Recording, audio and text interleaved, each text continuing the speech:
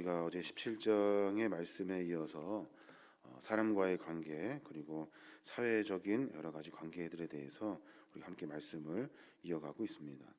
오늘 본문의 말씀을 보면 어떻게 우리가 사람과의 관계 그리고 공동체의 관계 속에서 화평을 이룰 것인가, 어떻게 서로 조화롭게 살 것인가에 대한 지혜를 오늘 우리에게 가르쳐주고 있는 겁니다.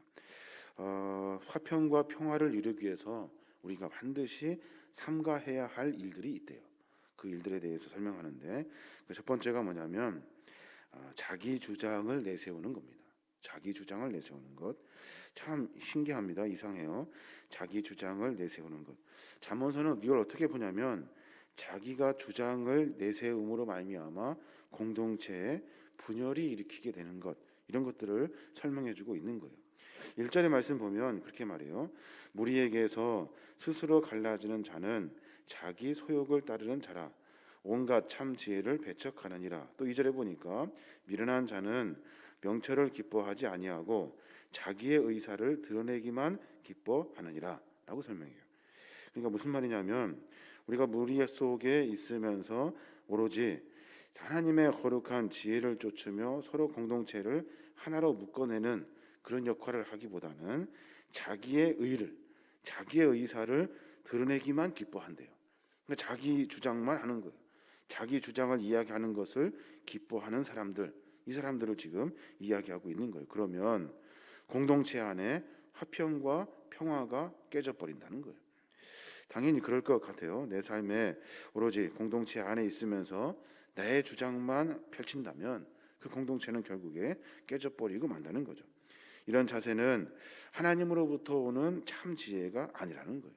이것은 하나님으로부터 오는 것이 아니라 악한 영으로 말미암아 그 믿음의 공동체를 깨트리려고 하는 그런 악한 권세의 소유이다라고 성경은 우리에게 이야기하고 있는 겁니다. 그래서 우리 삶을 살아내면서 자기 주장을 내세우는 것이 아니라 무엇을 봐야 돼요? 무엇이 옳은가? 무엇이 그른가? 거짓이 무엇인가? 불의가 무엇인가? 헛된 것이 무엇인가를 봐야 되는 거예요. 내가 좋아하는 것, 내 마음에 들게 하는 것, 이런 것들이 아니라 우리가 공동체 안에 늘 관망해야 될 일들은, 바라봐야 할 일들은 무엇이 거짓이고 무엇이 참인가, 무엇이 하나님의 뜻인가, 하나님의 마음은 어떤 것인가 라는 것을 늘 고민해야 하는 겁니다. 상대방의 주장을 듣고 그것을 내 생각으로 바꾸어내는 것이 아니라, 내 마음과 들지 않는다라고 설명하는 것이 아니라 그것이 옳은가 그른가, 하나님의 뜻에 맞는가라는 것을 이야기해야 한다는 겁니다. 교회 안에 공동체를 이루며 살아가면서 화평과 교제를 깨뜨리는 것이 뭐냐면 자기의 독선과 분파주의라는 거예요. 자기의 주장을 앞세움으로 말미암아 서로 공동체가 깨지게 되는 겁니다. 교회의 주된 요인 가운데 하나도, 여러 가지 어려운 것들도 하나도 이 독선과 분리주의라는 거예요. 자기 의를 드러내는 것을 기뻐하는 것, 이것을 즐기는 것, 이런 것들이 잘못되었다라고 이야기하고 있는 겁니다. 우리가 삶을 살아내면서 공동체 안에 여러 가지 사회의 일원으로서 삶을 살아내면서 우리의 모습을 조금 뒤돌아봐야 하는 거예요. 내 주장을 앞세우기보다는 무엇이 옳은 것인가, 무엇이 하나님의 뜻인가를 분명히 고민해야 하는 겁니다. 그게 바로 믿음이 있는 자의 성도의 삶의 모습이다라고 성경은 이야기하고 있는 겁니다.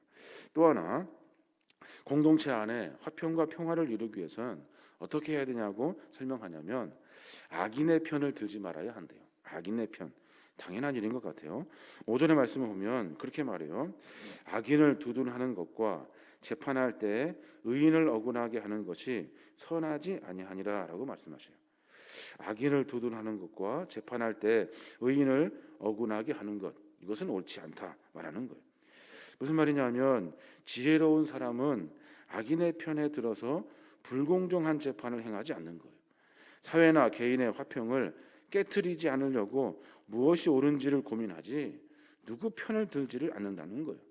특별히 재판하는 사람들, 법을 관장하는 사람들, 질서를 세워내야 하는 사람들은 더더욱 그렇다는 거예요.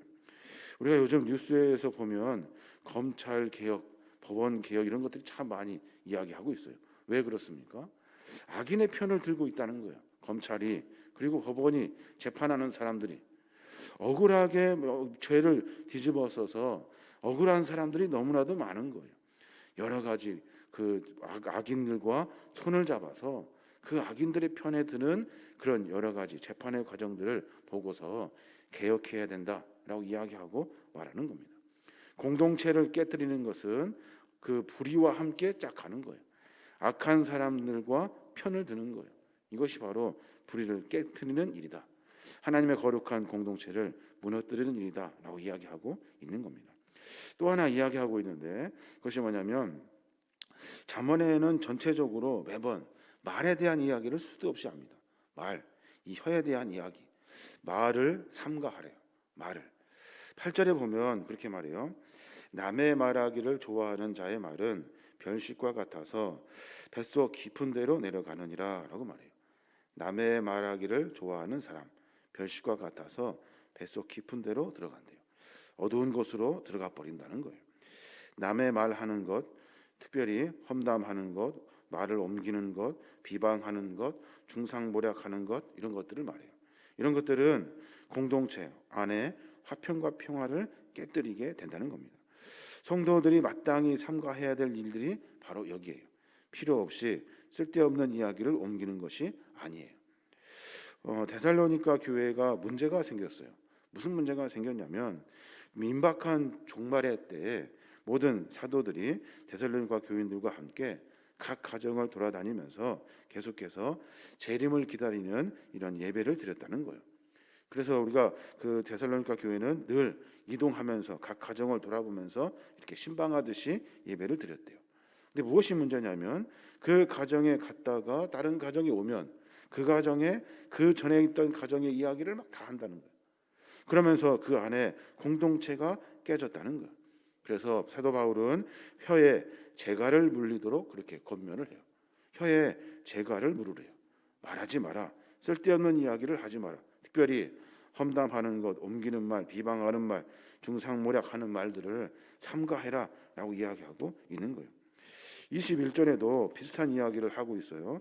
21절에 보면 죽고 사는 것이 혀의 힘에 달렸나니 혀를 쓰기 좋아하는 자는 혀의 열매를 먹으리라 라고 말해요.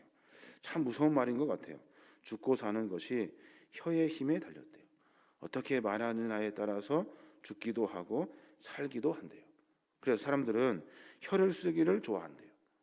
왜냐하면 자기 마음대로 생각하고 말하고 전하고 뭔 뜻인지도 모르고 그냥 막 전한다는 거예요. 그러면 결국에는 그것이 돌아와서 그 혀의 열매를 먹게 된다라고 우리에게 경고하고 있는 겁니다.